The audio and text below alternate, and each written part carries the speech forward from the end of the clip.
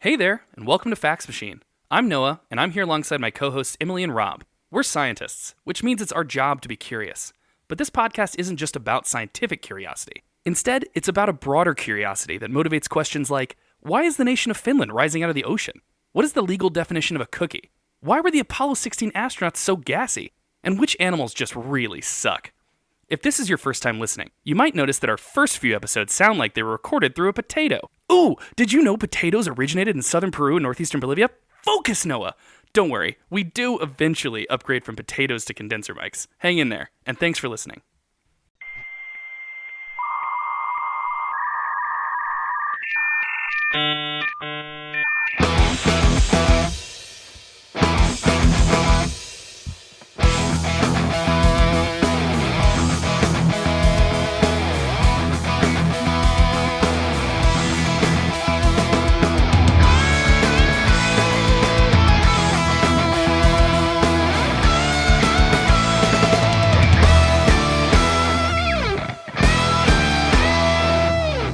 Welcome to Fax Machine. How's it going, guys? Pretty well, how are you? Pretty good.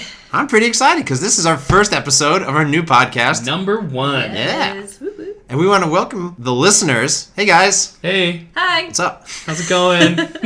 Nice to meet you. So it seems appropriate that we should introduce ourselves, and so I'll get started. My name is Rob.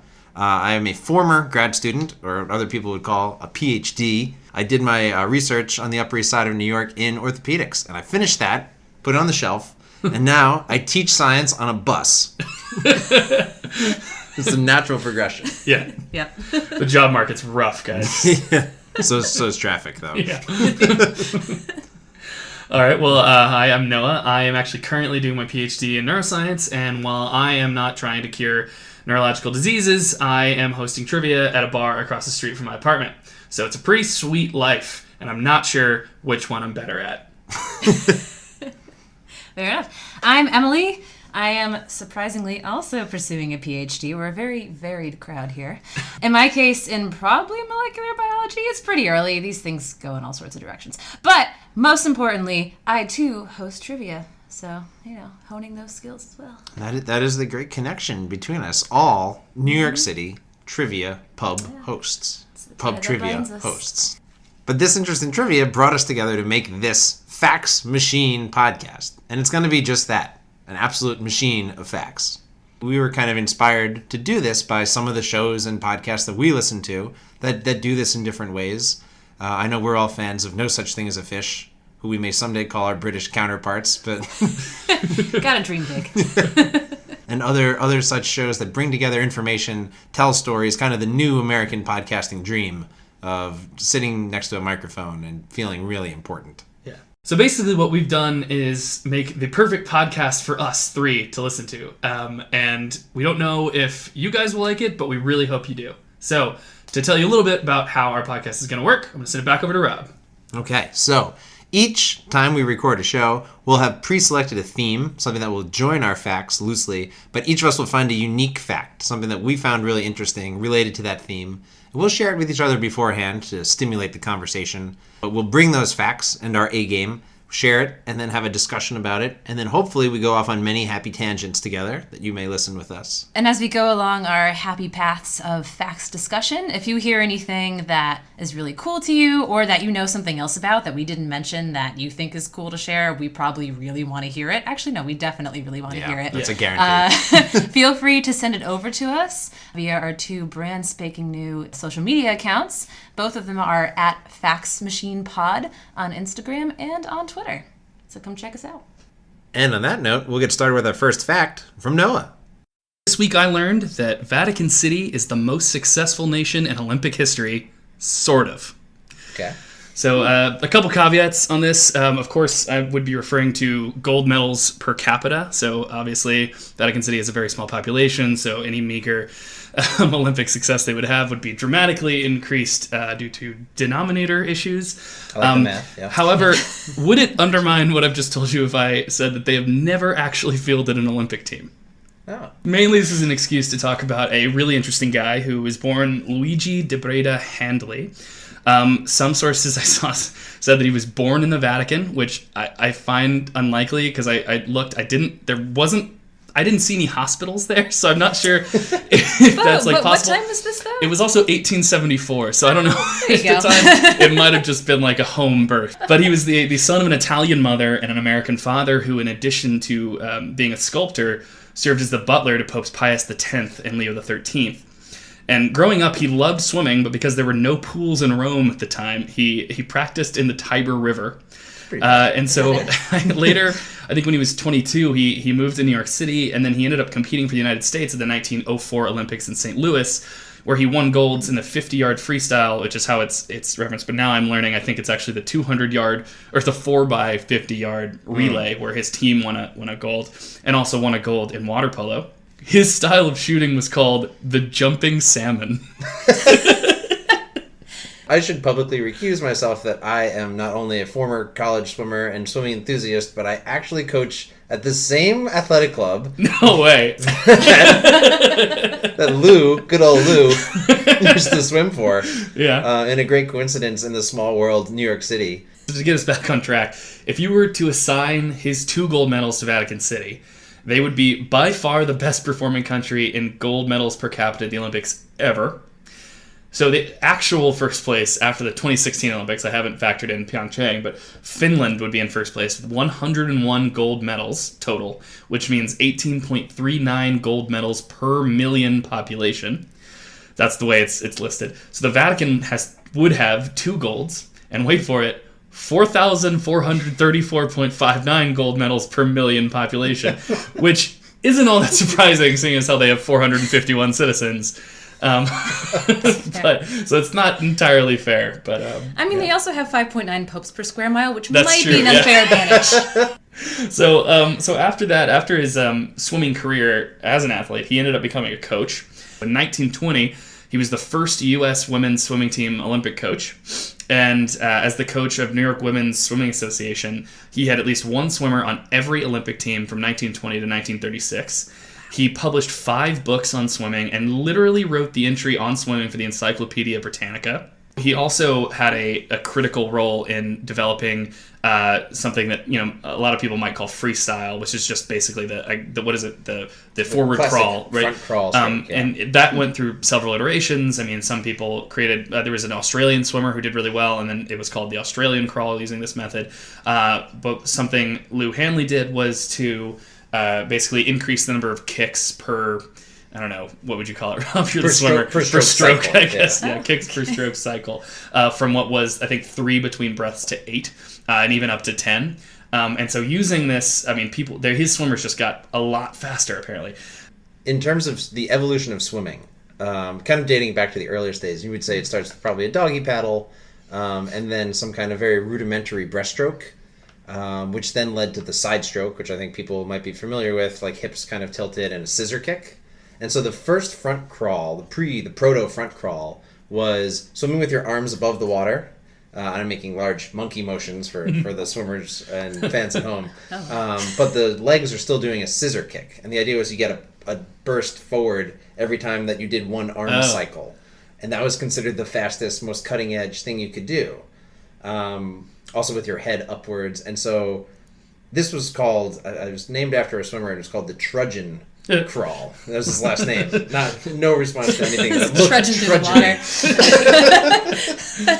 I mean, by modern standards, yeah, absolutely. Yeah, exactly. But that was the big breakthrough, was to kind of pair up this scissor kick with an over-water recovery.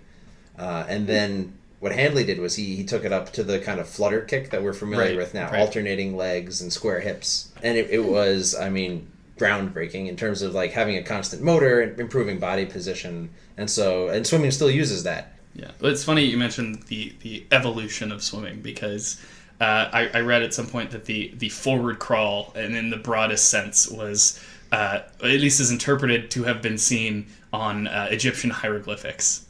And that might be the oldest recorded swimming stroke. I'm not sure exactly. Though, to be fair, when you see Egyptians walking on hieroglyphics, how accurate would you say that is as a portrayal of modern walking? Oh yeah, that might be extrapolating.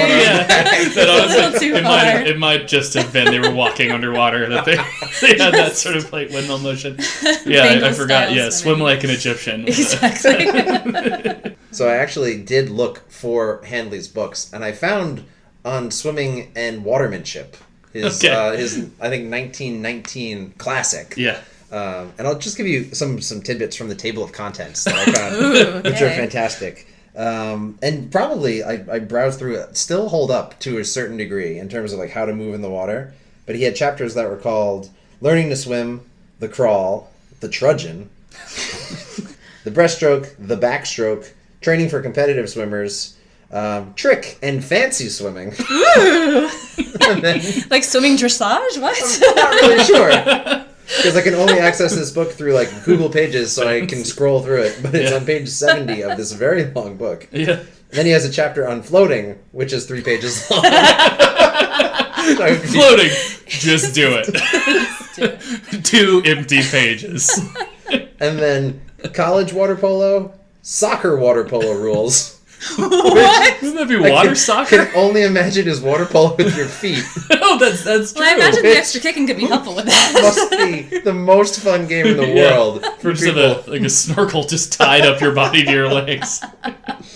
And finally, my favorite, plunging for distance, which was a competitive Olympic event. Yes, it was. For several Olympic cycles in which the rules were you dive off a platform into Oh, water. swimming. I thought this was going to be like plumber. Like the plumber Olympics. Yes, it was the event before snaking for distance. But the plunge for distance, where the Olympic record is still held by a swimmer from the team that I currently coach at the New York Athletic Club. Wow. Was an event where you dove off a platform, held your body in a tight, straight position, and were not allowed to move at all or breathe until your body came to a rest. Yes. I believe it was however far you coasted within a minute underwater, or however long it took you to get to the surface. Ooh, okay. Whichever came first. So I didn't know that there was a time limit on it, but that makes sense. Yes, there was, which is probably a good thing.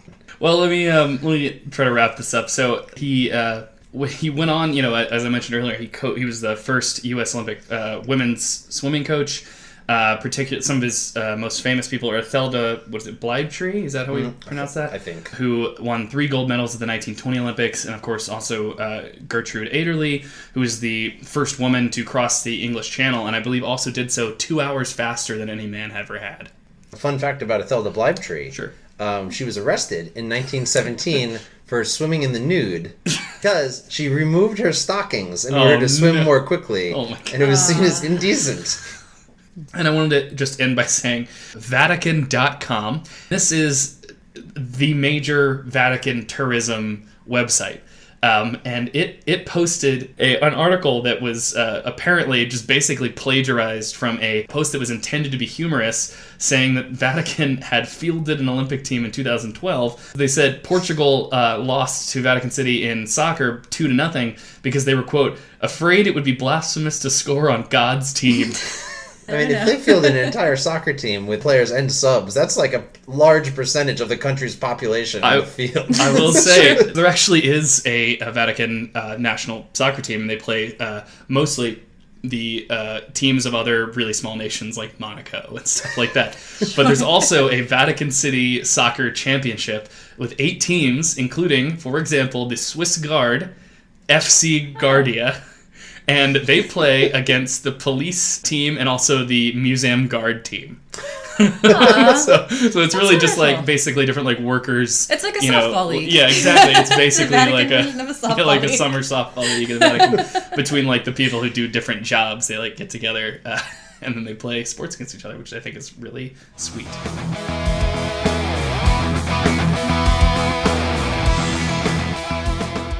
All right. So now we're on to fact number 2. Emily? So, what I learned was that Shiso Kanekuri holds the record for the slowest completion of an Olympic marathon with a time of 54 years, 8 months, 6 days, 5 hours, 32 minutes, and 20.3 seconds.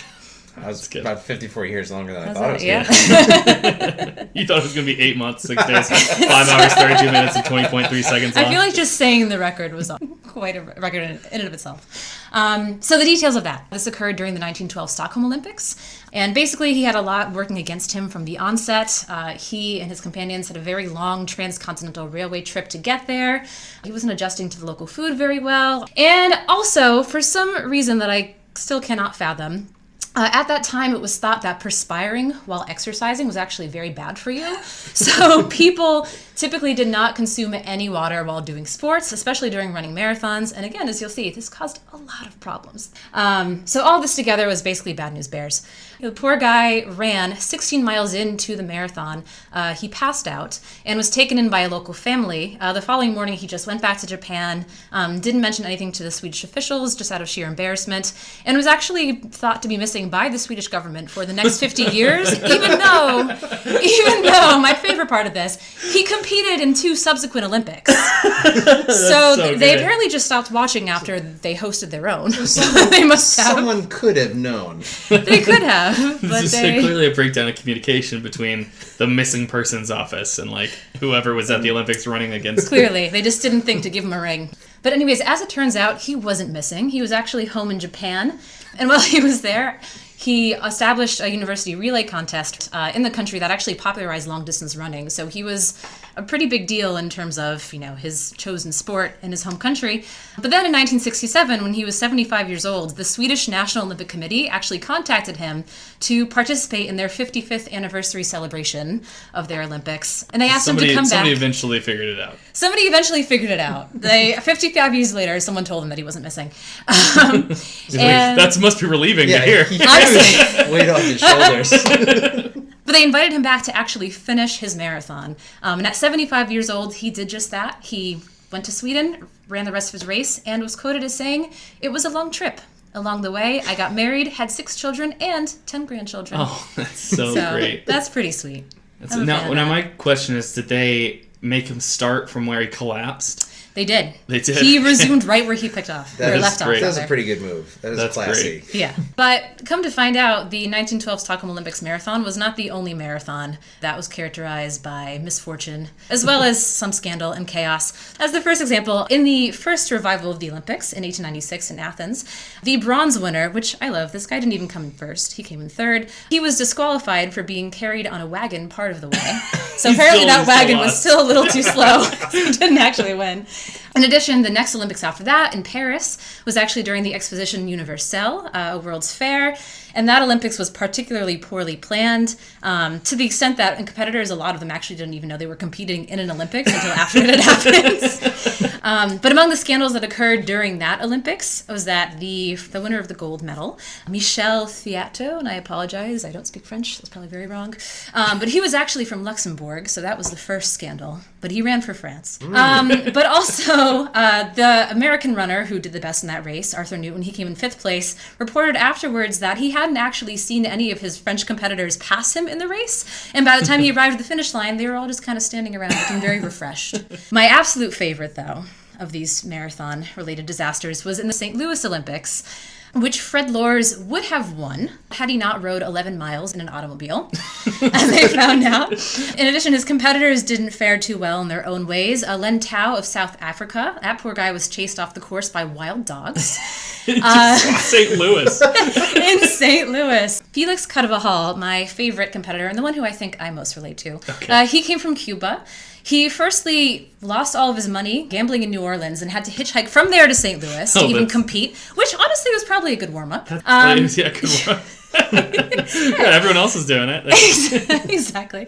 But ultimately, he didn't finish because he stopped off to munch some apples and then took a nap under a tree. And the last story that I wanted to share was actually at the 1908 London Olympics. So that Olympic marathon actually began at Windsor Castle and then ran from there to the West London Olympic Stadium. And at the time, they had been typically running marathons around the range of 25 to 26 miles, as that's the distance between Athens and Marathon, where the first marathon actually took place. But the London track included this typical 26 miles. And in addition to that, a 385-yard length of track to position the finish line right in front of the Queen's box for her viewing pleasure. The only issue that happened with this was that the first place winner, Italian pastry chef Durando Pietri, was so exhausted and delirious by the time he reached the finish line that he actually got lost and turned around, ended up running in reverse, and actually had to be dragged over the finish line, poor guy, and was promptly put on a stretcher once he got there. Oh, no. But in terms of the modern marathon, that's why the marathon length now is 26.2 miles. That's great. 385 That's really yards. interesting. I didn't know that. Yeah. how that happens. Seems like a big takeaway here is that people were not prepared to run marathons when they're asked to in the early 1900s. No, and also, you should drink water. But, it's funny you mentioned this guy who got to the end and then he, just basically fell to pieces because the legend, which probably didn't happen, of the guy at the legendary event that the marathon race commemorates so it was a town marathon in Greece. And then the Greeks or the Athenians or whoever had just beaten the Persians in the legend. Pheidippides runs all the way from Marathon to Athens, which is apparently approximately 25 miles, if you believe it, to announce that the Persians were defeated, and then he promptly died. So clearly human beings were not meant to run this distance. So his last words were, "We won, guys." Yeah, his last words were Nike, which means apparently victory in Greek. And that's where, of course, the company gets its name from. So, but just to get to the point of whether or not humans are meant to be doing this. So a major barrier in marathons is getting somebody to do a marathon under 2 hours. And I believe that the fastest ever is on the order of like 2 hours and 2 minutes, maybe 45 seconds, something like that. Basically, Nike set up this whole thing where they got these runners to like come and train specifically with the purpose of getting like a sub 2 hour marathon. And this wouldn't be an official time. This was literally just, they were going to have like these like pacers who like, that would disqualify your time if it were in a real event.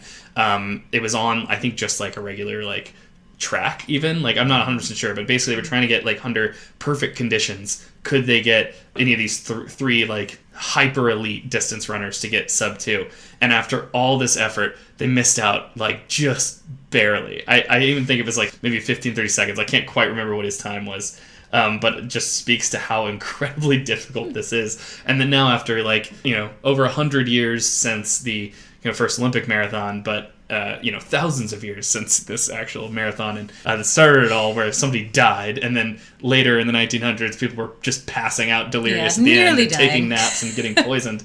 It's pretty impressive that humans have gotten this far. Absolutely. And just based on how humans fared in the early Olympics, it makes a strong case that that maybe that guy, if he existed, could have died. Like it really sounds like it. Really lends a lot of support to the story. If you fit the curve just from like passing out to like 100 years later now, like doing it almost under 2 hours. Like I bet if you go all the way back then to like 100 BC or whatever the hell that was, you might actually get to death. I mean, to be honest, if you took 54 years, you probably would have been fine. I think that's the way to go. That's true. You got it. It's slow and steady. Slow and steady wins the race. I think Aesop would have been around at that time, and his fable about the tortoise and the hare should have been, widely read, and it definitely would have helped this guy out. Wasn't it the tortoise and the French marathon runner? That was the original? That was it. It was prescient that he would have known about France. But hearing about all these marathon runners who may or may not have actually completed the track always kind of jogs my memory to... Stop. Oh boy. Carry on. Over to the famous story of Rosie Ruiz, who you may be familiar with, was a female runner in the 1980 Boston Marathon. Boston Marathon, one of the most heralded kind of U.S. marathons. And so she finished first by a considerable margin and was not like a particularly well-known runner at the time. She made headlines, she was interviewed, and it came out 8 days later that someone who had been riding on the T on the Boston Metro said, "I saw her during the marathon on the subway." And apparently she had left after a few miles, taken the subway through Boston, gotten off about a mile at the end of the course, and slipped in with less than a mile to go, and ran the finish, so that her time was somewhere in a almost believable range of just over 2 hours, like 2 hours and 20-something minutes maybe. And she made it 8 days as the kind of uncontested champion. There were a lot of questions about who she was and where she came from, and then that title was stripped of her. So she was no longer, and it is like now widely recognized as the largest fraudulent marathon runner in modern history. Well, of course, there's another very famous Boston Marathon woman, Kathy Switzer. She registered as a woman, which was not allowed in the Boston Marathon, but due to a clerical error, basically. So somebody ran on and tried to rip her race number off. Her boyfriend, who was running with her, managed to fight him off or something, and she went on. And so what I find really interesting in that story is that she finished with 4 hours and 20 minutes. but she was actually an hour behind the first female finisher, Bobby Gibb, who ran unregistered. So she wasn't even the first woman in that race to finish a marathon. Not that takes anything away from her story. She also reran this past year. Yeah, I saw the that. 50th anniversary. Yeah, That was a really neat thing. Yeah. You want to know something else about the Olympics and women's sports? Sure. Absolutely. Lay it on. So there are some sports in the Olympics that are women's and some sports that are ladies. So the most commonly noted is the figure skating. So it would be ladies and men's figure skating. That's right, it things. is. Of the 14 winter sports contested by women at the Pyeongchang Olympics, actually 8 are called ladies sports and 6 are women. So the ladies sports are alpine skiing, ski jumping, speed skating, and snowboarding. There's another thing. The founder of the Olympics, Coubertin, right? Yes. You're the French expert here, Em. Yeah, thanks. Don't pin that on me. He was, kind of a dick. Like just from this one quote, he said the Olympics were created for, quote, the solemn and periodic exaltation of male athleticism with female applause as reward. Yeah. No, that qualifies. He also said, he went on to say, women were biologically ill-suited to sports and, quote, not cut out to sustain certain shocks. The sentiment also, to flip back to swimming, which I love to do, when butterfly emerged as a stroke, there used to be a variant. From the cocoon? From the cocoon of breaststroke. When the butterfly stroke metamorphosed into existence. Sorry, go ahead. But it was during the 30s that swimmers started using their arms over the water, and it was much faster than traditional breaststroke. And so some people used it to their advantage. Men did and women did not, because the sentiment was that women were not capable of such a strong and powerful motion.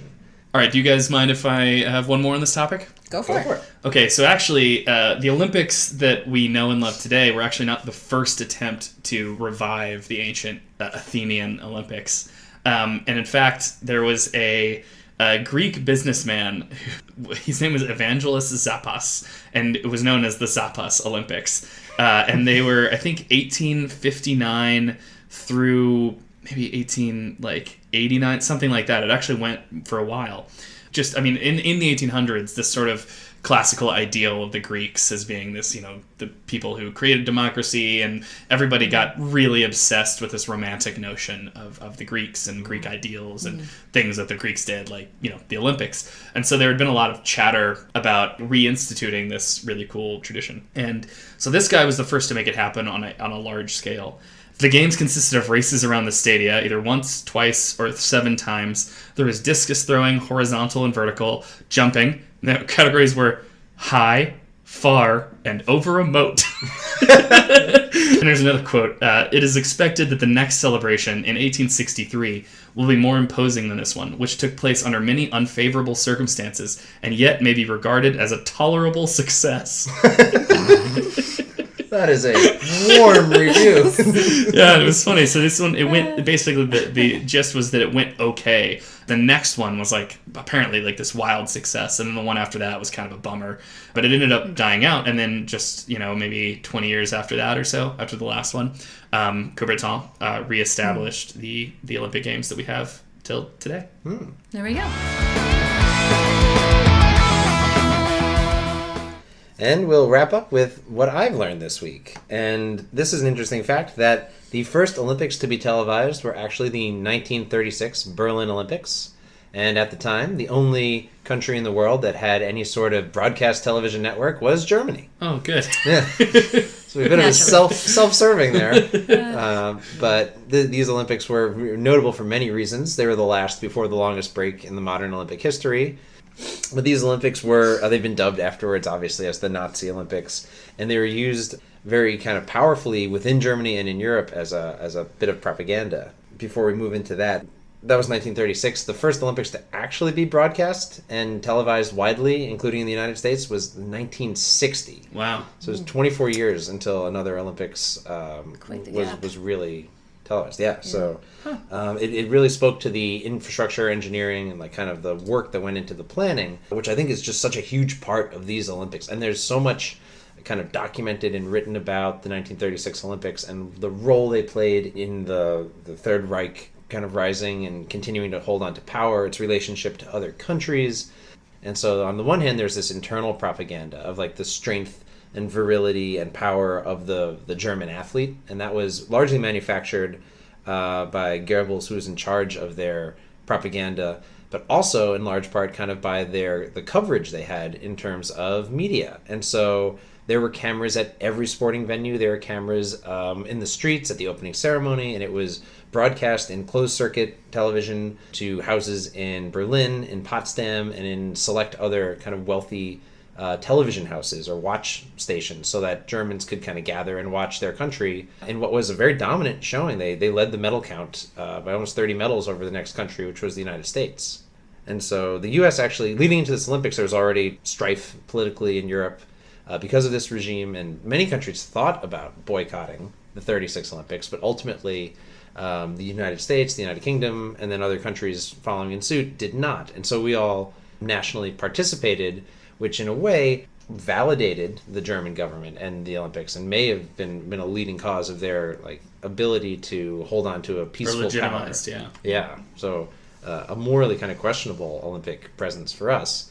And so I actually drew a lot of my information on this fact from the book Boys in a Boat, which I don't know if you guys have read. No, I haven't. Really, really interesting story. Focuses largely on one pseudo-orphan, a child who was like estranged from his parents when he was 15, and then fended for himself, got into college, paid his way through by working jobs, and then made it onto the 1936 Olympic men's 8 rowing team.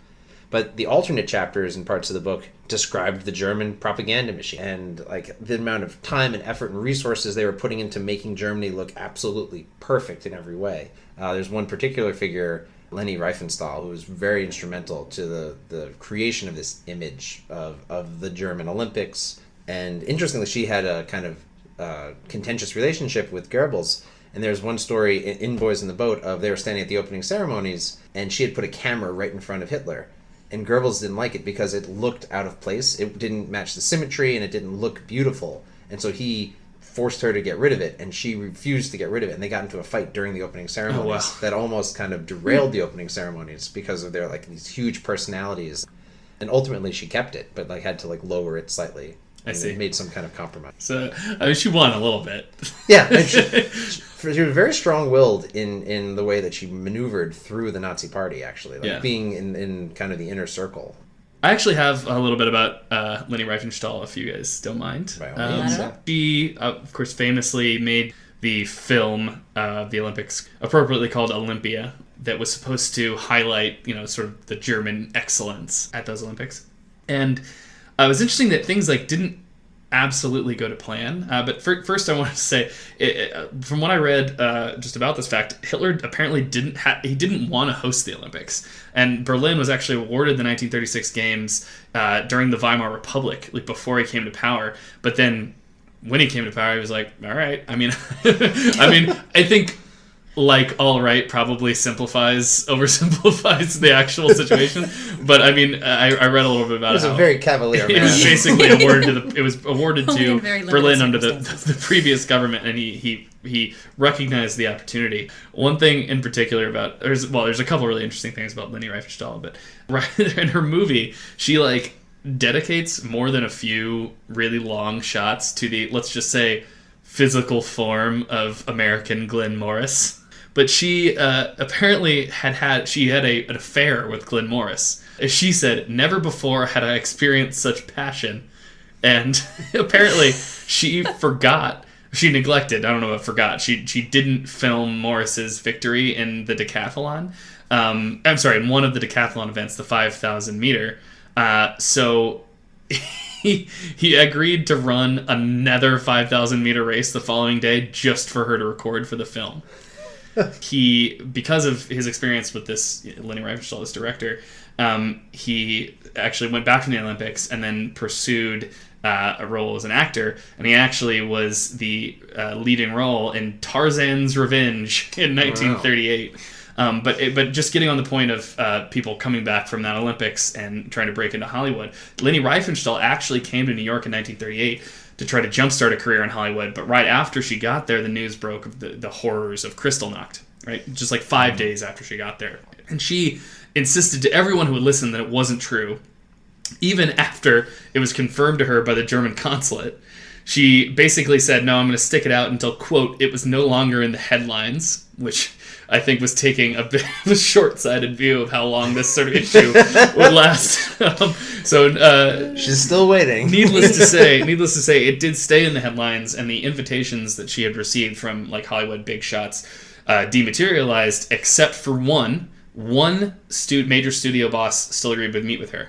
You guys know who that was? Walt Disney.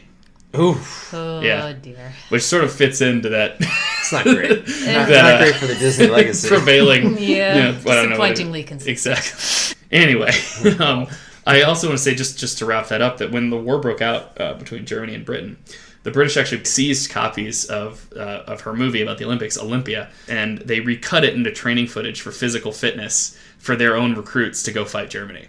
Possibly its most enduring legacy was, basically showing British recruits how to get in shape and go fight the Nazis. So it's gotta be disappointing from an artistic point of view. Yeah, listen. I mean, I don't sympathize. We like the bits where they're doing push-ups. Just to have the pinnacle of your artistic career be turned into essentially workout videos on YouTube. Oh my god! If this got turned into like a workout audio thing on YouTube, I think that would be peak podcast. I think that's probably the best we can hope for is getting turned into a workout video, just something that somebody can listen to at the gym. I'll jump on the Tarzan bit because I'm very interested in Olympians becoming Tarzan as a personal hobby. Yeah, obviously. In 1924 Olympian by the name of Johnny Weissmuller, who holds the distinction of the first man to break a minute in the 100-meter freestyle, he came back and he starred in, I believe it was 12 consecutive Tarzan movies. He was Hollywood's Tarzan for the next 10 years or so, probably until... They release more than one movie a year? They produced about one movie a year. But he's from the 1920 and 24, and I believe 28 Olympics, but also in the 1928 and 1932 Olympics, another swimmer, Buster Crabbe, who grew up swimming in Hawaii. We're just not gonna mention Buster Crabbe. Just gonna let that slide. One of the most overlooked potential rap names ever. But Busta, he was an impressive swimmer in his own right. In the longer distances, and he was cast as a movie Tarzan. Didn't really stick, but he actually found a legacy in movies as Buck Rogers. Oh. So he was in the Buck Rogers franchise. Interesting. And so swimmers and Olympians becoming Tarzan, probably like very naturally because of their like peak physical fitness. Yeah. I was going to say, Rob, you're looking great. Yeah, I'm ready. If Hollywood is listening, I don't know if you can hear the six-pack. But... Oh, only 6? Wow, okay.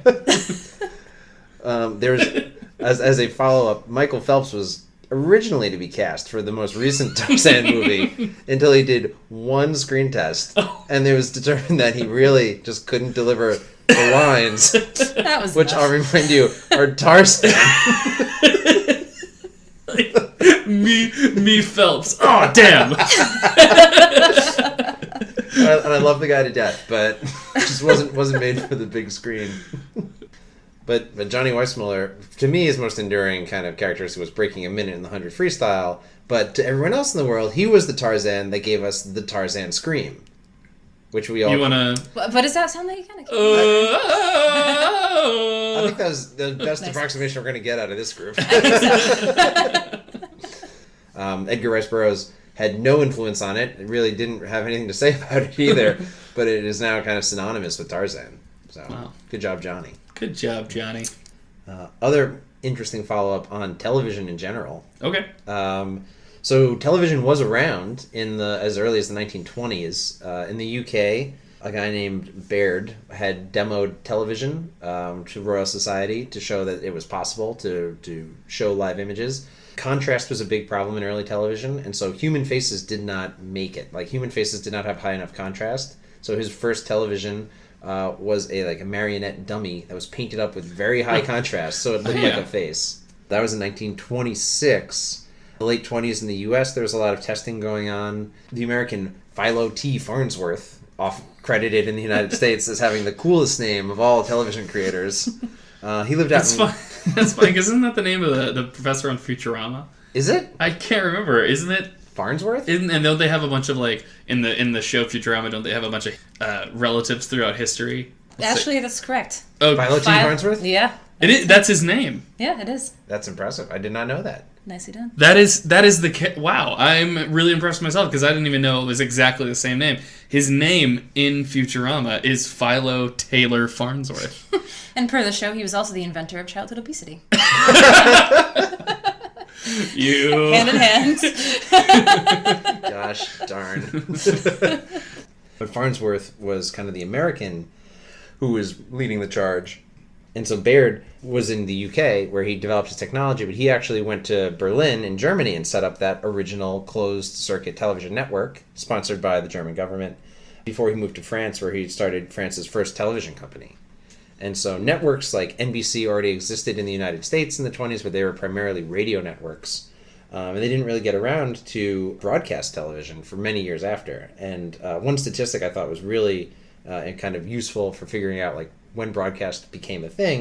In 1948, following the war, there were less than 1 million television sets in the U.S. Wow. By 1951, there were well more than 10 million. So it was in that kind of period where television became a middle-class staple, as evidenced in the documentary movie Back to the Future, where houses everywhere could have their own color television if they wanted. So. Which is absolutely a primary account. Yes, exactly. It was a first-hand retelling of life in 1955.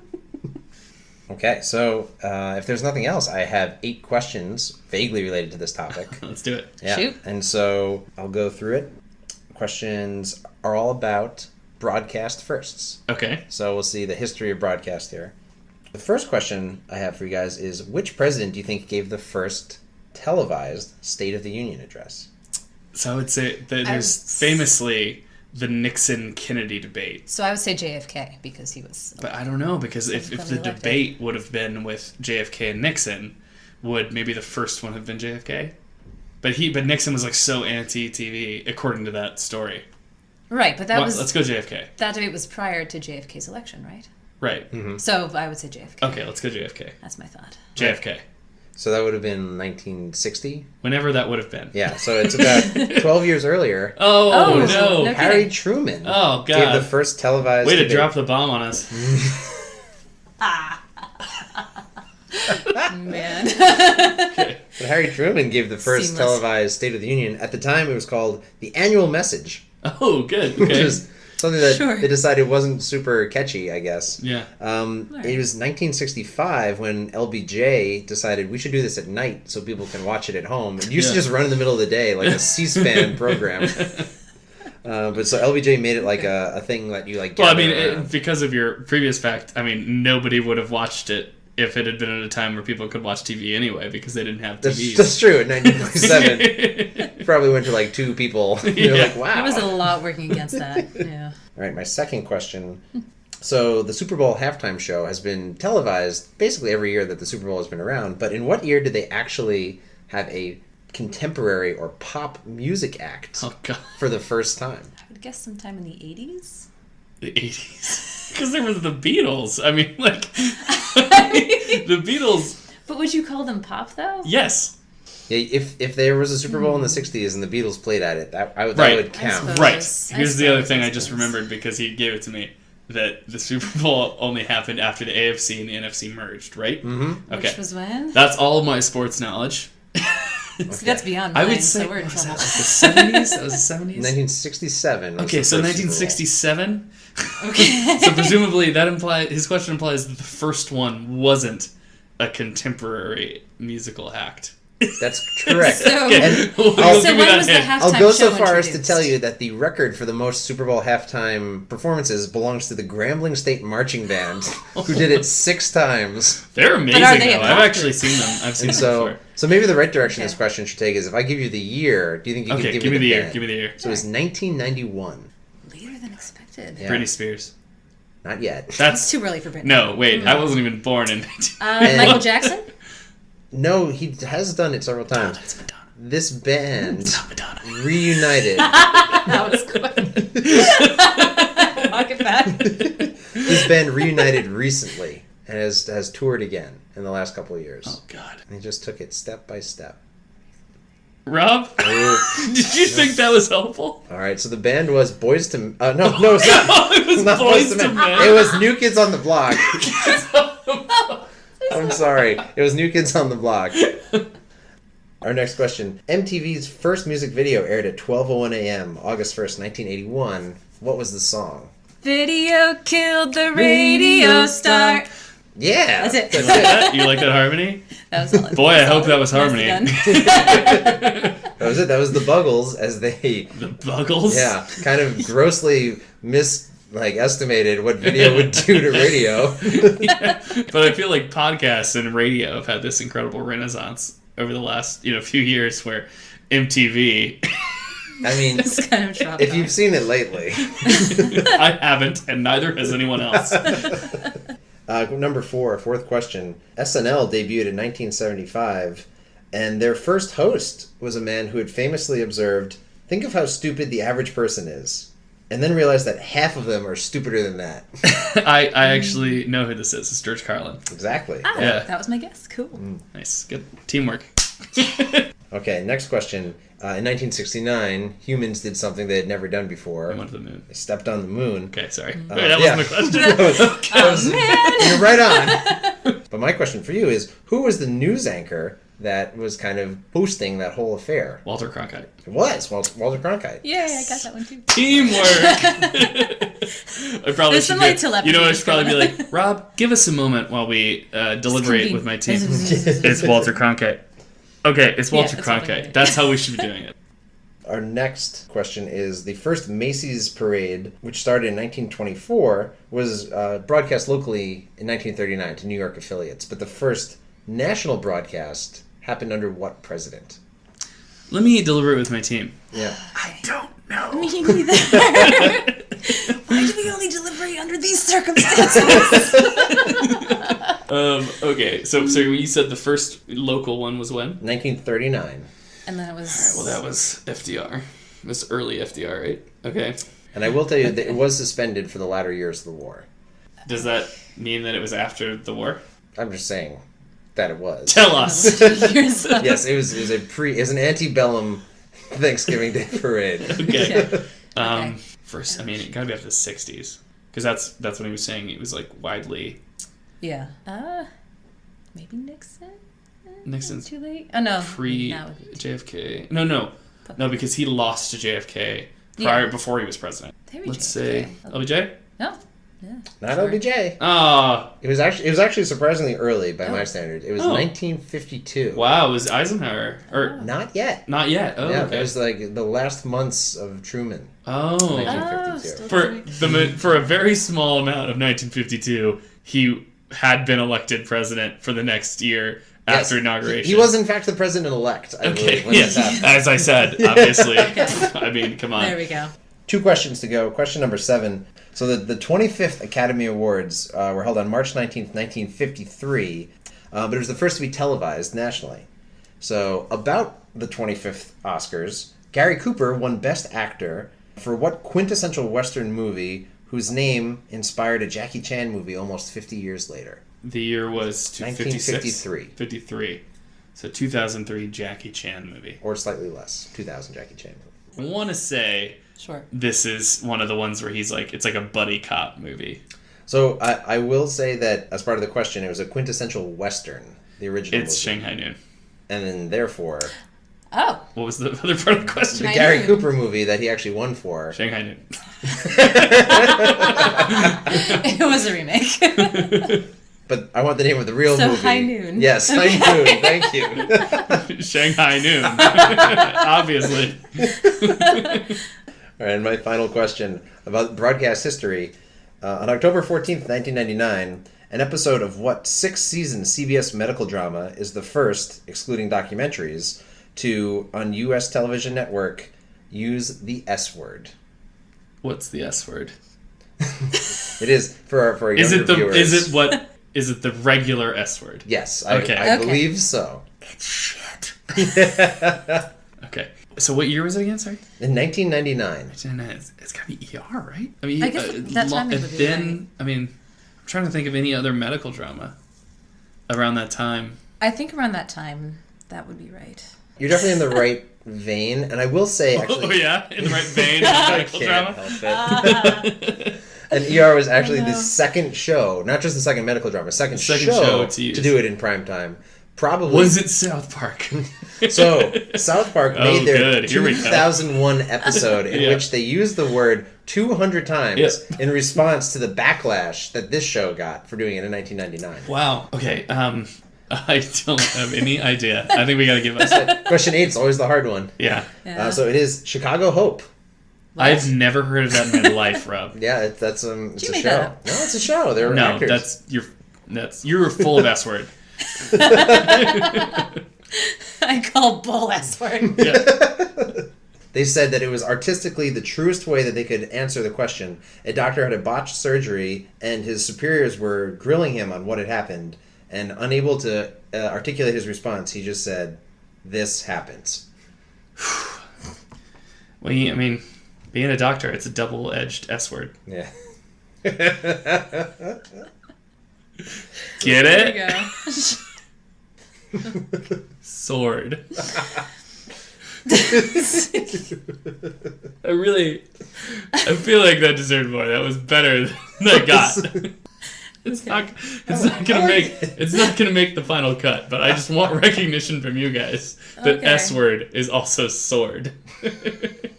You're falling on your S word now. Just let it go. All right, so that's my quiz. All right. Solid. That was great. That was a lot of fun from our end. I hope you, the listener at home, enjoyed it as much as we did. If you have anything to contribute for us to think about, Reach out to us on @FaxMachinePod on Twitter or Instagram. Thank you so much for listening, and we hope to see you next time.